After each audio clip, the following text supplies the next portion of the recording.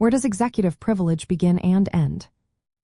Imagine a situation where the President of the United States needs to discuss sensitive information with close advisors without the fear that these conversations will be disclosed later. This concept is known as executive privilege, a principle rooted in the need for candid advice and effective decision-making at the highest level of government. But where exactly do the boundaries of this privilege lie? Executive privilege is not explicitly outlined in the United States Constitution, but it has been recognized and shaped through historical practice and judicial interpretation.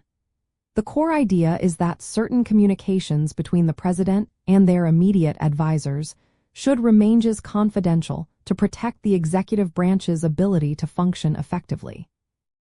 This confidentiality encourages open and honest dialogue, which is vital during national security crises or complex policy negotiations.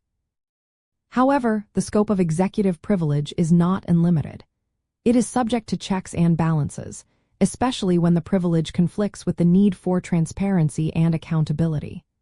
The United States Supreme Court has played a significant role in defining these limits. In the landmark case of United States versus Nixon in 1974, the court ruled that executive privilege is not absolute.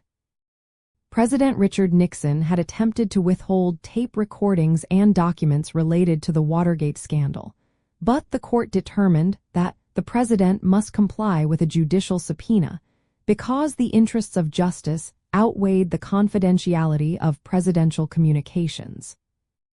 The court emphasized that executive privilege must be balanced against other important interests, such as the need for evidence in criminal investigations or congressional oversight.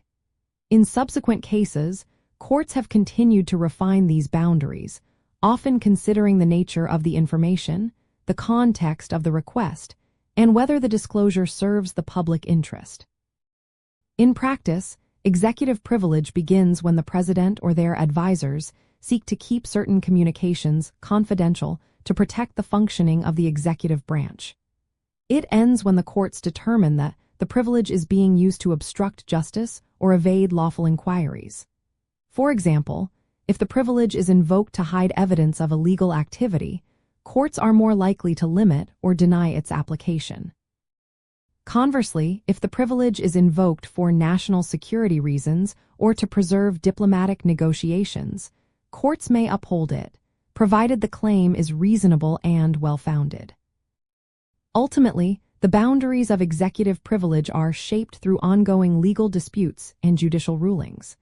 They serve as a safeguard for presidential independence while also ensuring that the executive branch does not operate above the law.